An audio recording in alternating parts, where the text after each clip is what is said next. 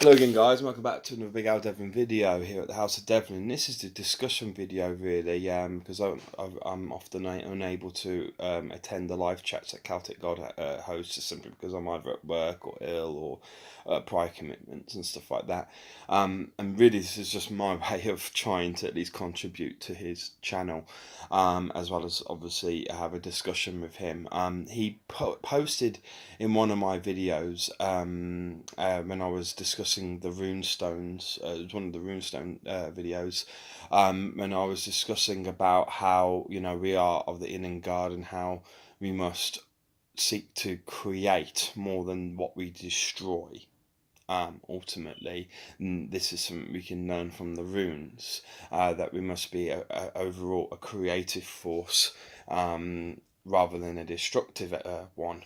And so have an excess of creation ultimately within Midgard, and as the denizens of Midgard, that is kind of I saw as our responsibility as we ascend to higher states of learning, and ascend towards Asgard ultimately, or at least in regards our image and our portrayal and the way that we act, and that we as Midgard are a mirror image, or a sort of we are created in the image at least of Asgard and the people and the gods that live within it, and we as humanity must strive to be as much like them as possible. It's simply in our nature to do so. It's to do with our creational process of being with Ask and Embla and all the rest of it. And we are, alongside Asgard, the only true realms within the 9 realms that are truly of the Innengard. Every other realm is of the Uttengard, and so our contribution to the creative process, or the creation process, must be almost excessive to compensate for the fact that the other realms are more destructive in nature than our own. And this is really why I believe personally that our creation, or as humanity, we must have an excess of creation within our realm, is because overall, when you consider the universe in its entirety, or the sort of all the realms in its entirety, the cosmos in its entirety, that's both the spiritual and the material, you must have yes, balance. I mean, Celtic God basically said that having too much creation is as bad as having too much destruction, and I agree with him. Rampant overriding creation, it is never going to allow the cycle of fate and time and life to come to an end.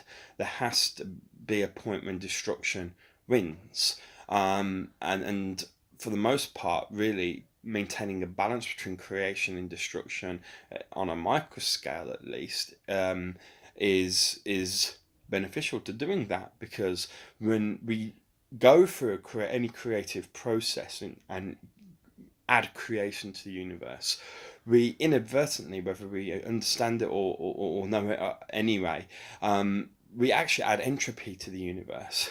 When we create something, when we build something, when we give life to another human being or whatever, when we sustain life when it should have died, and things like this, we are adding creative energy essentially to the universe. We are preventing it from being converted into destructive elements. But when we create and we keep creating, and there's a mass of creation, every single completed event, every single completed possibility, every single physical entity within our material realm, so to speak, is subject to entropy. It is subject to degrade, to rust, to decay, whatever it might be.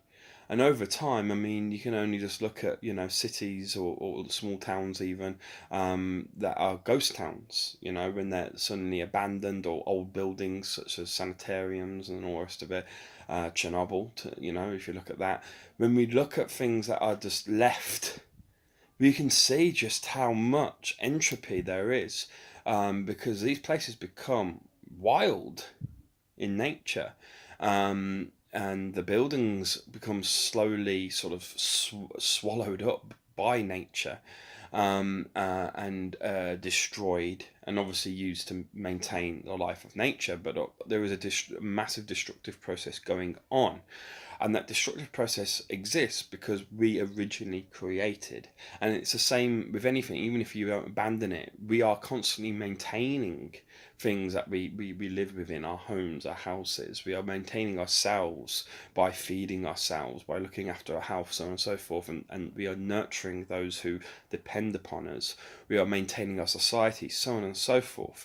And all this nurturing is in itself creation, even though there may not be actual creation of anything. You are maintaining creation, you're preventing its decay, and that ultimately just increases the potential of entropy to such a point until it becomes unmanageable, and then suddenly you get a slip from creation being dominant to destruction being dominant. But really, that's life, in my opinion. And this is why I believe that we should strive to have as much creation as possible within our own realm, because, as I say, there are 7 realms out of 9 that are destructive in nature, or more destructive in nature than our own. And as a result, we need to kind of like make up for them. But also, as well as this, whenever I've seen the cycles during the process of when Odin rules, for example, in Nordic paganism, or when Tyr rules in Celtic paganism, their creation is in excess to destruction. Destruction is a necessity. It is always a presence that you require. You need destruction to maintain life. Creation alone will not maintain life. It will destroy life. But destruction must be held within a certain limit, and that limit is lesser than creation, during the rule of the gods, the rule of Asgard and the rule of Midgard, so to speak. Creation must be in excess to destruction, because if we are not creating more than we are destroying, entropy cannot build up. And whether we like it or not, our whole process, our whole point of being here is to live this whole life cycle out, this macro cycle, this destiny of this universe around us and the gods and all the rest of it. It must all one day come to an end, and we need to contribute to that process, even by being creative. By being creative, we are contributing towards it, because we are adding to the potential of the destructive forces in the ultimate end. We are adding to the potential of entropy. Even though we maintain it, there will reach a point where we can maintain no longer, and then all that creation becomes destruction, and it will become a tipping point, if you wish. And if you reference the runes, really, the first stage of destruction is represented by Haralaz, okay, sometimes pronounced Hagalaz, but true pronunciation is Haralaz. Haralaz is, I believe, the first rune of the second Ayat, and it is often depicted as the hailstorm, and so it really represents destruction. And it's the first stage of destruction, where everything that is created begins to enter into entropy, and the energy within it, the creative energy within it, is simply dispersed in a very chaotic manner. And this is something I will discuss, obviously, when I come to discussing the runes on a cosmological level. But basically, there's simply a letting go of energy. And that leads us on to what some people would pronounce as Naufis, but is traditionally pronounced as Lauthes. Okay, it's the one that looks like a sort of X. It's a bit like is this? It's not the merger, is it? No, it's not Gibu. I think Gibu's the merger, isn't it? But Lauthes, or Naufis, depending on how you wish to pronounce it. But that Lauthes is again the downward spiral that then occurs following a destructive process, as something that has been created begins to chaotically be, dispersed through entropy and be destroyed. There is all of a sudden a need. This creates a hardship, which is what Laodes represents traditionally, hardship, there and or need. And through this hardship of suffering destruction, there is a need to maintain or recreate or continue creating. And it's this inability to sort of let go, this inability to just allow the destructive processes to continue, our process of recreating, that slows down the momentum of destruction. It's a bit like Odin trying to prevent Ragnarok, his need to recreate to prevent Ragnarok. Ultimately, his best way to do this would be to recreate and maintain that which has been created, as that would prevent the cycle of destruction coming. But it's a futile attempt, as I say, because it's a downward spiral. Destruction is always a downward spiral. And really, that then leads us, if Laodes goes out of control. I apologise if my dog is disturbing the video, but if Laodes is allowed out of control, where it's to the point where you're clinging on, you can almost stop like the pendulum from swinging, and you can enter what's called Isa, the rune of Isa, which traditionally represents ice or stasis. And this is exactly what it is. It's a stasis point.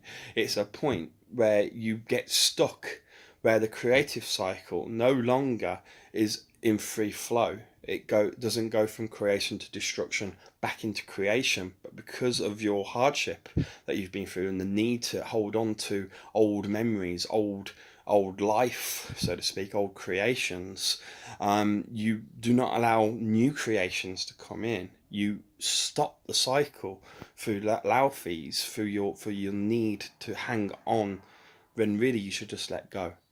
And this, because it's a natural process, destruction is a natural process, you need to let go to prevent Isa from occurring. And if you can get past Isa, you then enter the stage of Yera. Okay, Yera is then basically is typically represented as the harvest, and the harvest is what? It's the end of one cycle, but at the beginning of a new one, isn't it? Harvest is the end of spring and summer, but the beginning of winter, okay, it's going into a destructive process here, but it's actually the opposite way round, really, Yera, to the actual harvest itself. It sometimes just represents a year, so every year is a new cycle, a new season, so on and so forth. And so we want to enter Yera, if we want to enter a new creational process, we must let go. And so, as I say, that's why I personally believe that we must be as creative as possible as a race as a whole, as humanity as a whole. We must be as creative as possible. We must strive to be like the Asgardians, we must be of the Innengard. We must be just. We must be loyal. We must be ordered. We must be creative, life-giving, and we must maintain rather than destroy, and so on and so forth as a whole. We have to have destructive elements within us. That, as I say, it's a necessity to have destructive elements within it, but it must, in my personal opinion, be a minority. The destructive aspects must be a minority in contrast to the creative aspects, so that overall the creation and destruction is relatively balanced when you consider our two realms, Asgard and Midgard, compared to the other seven realms. Destruction starts to catch up a little bit, but it also allows for just a simple natural process of creation actually leading on and creating destruction and allowing for the cycle to continue.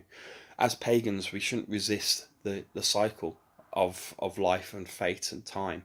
We simply are a part of it, and we must flow with it. And one of the runes actually discerns simply going with the flow of the universe. It's where you let go and you become self and other, and you essentially become one with yourself, and you understand oneself, and you understand the purity of oneness, when faith once again will sort of have no probabilities to fulfill, and will be at the point of Fehu. It will be at the beginning where there's maximum potential again to recreate everything, but perhaps in a slightly different image. That's my argument as to why I believe that humanity must be a force of creation with destructive elements, but predominantly creative. My argument, I don't know if it's right. As I say, Celtic God is my mentor.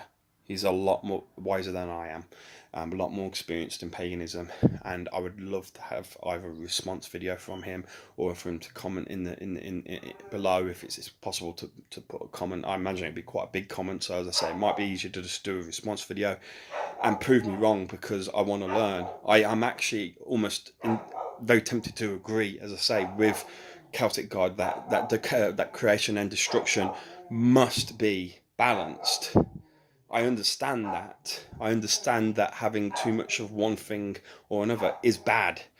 Having too much creation is bad, but you've seen my argument as to why it's a necessity, and it's a good thing at the same time. But I want to be proven wrong by Celtic God if he can put into words what he understands. It might be that he's just simply above me at the moment in his understanding, which he is, and can't fully translate what he knows into words that I would understand. That would be a shame, but eventually I'll reach a level, Celtic God, unless of course I've come up with something that perhaps maybe has changed your mind. I don't know. Thank you anyway for listening. Bye bye. See you soon.